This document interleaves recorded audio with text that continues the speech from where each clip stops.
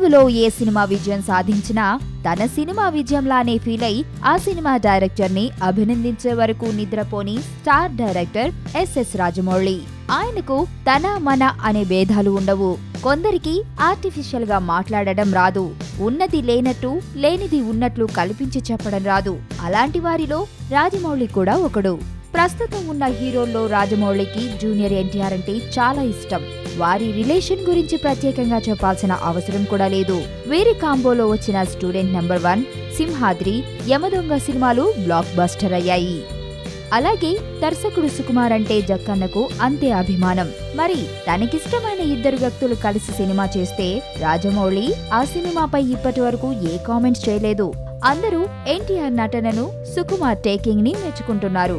కానీ రాజమౌళి నుంచి ఏ చిన్న సందేశం కానీ పొగడ్త గానీ లేదు అని అందరూ ఆలోచిస్తున్నారు.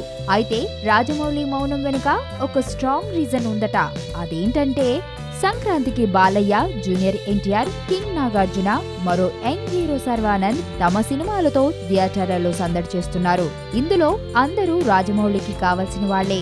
నాన్నకు ప్రేమతో మంచి ఫీల్ గుడ్ మూవీగా నిలిచింది. అలాగే నాగార్జున సోగాడే చిన్ని నాయన కూడా మంచి కలెక్షన్లతో దూసుకుపోతోంది.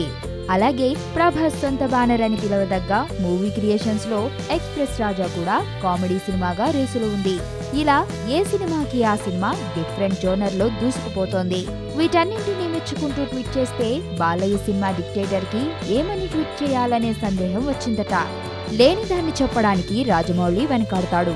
అందుకే ఆ సినిమా గురించి ట్వీట్ చేయకుండా ఉంటాడని కొందరు అభిప్రాయపడుతున్నారు. బాలయ్యతో ఉండే బంధాలు వేరే.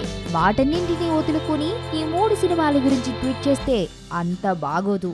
అందుకే మొత్తానికి ట్వీట్ చేయడం మానేశాడట. ఇలా ఎన్టీఆర్ జక్కన్న బంధానికి బాలయ్య బ్రేక్ వేశాడన్న గుసగుసలు ఇండస్ట్రీలో వినిపిస్తున్నాయి. ఈ ప్రపంచంలో నాకు అన్నిటికంటే డబ్బంటేనే ఇష్టం. చెక్కులైనా కరెన్సీ కట్టలైనా నన్ను దాటి వెళ్లాల్సిందే, అది నా position. First class quality 100% guarantee అంటారు. కట్ చేసి చూస్తే గానీ తెలీదు ఎన్ని పుచ్చులుంటాయో.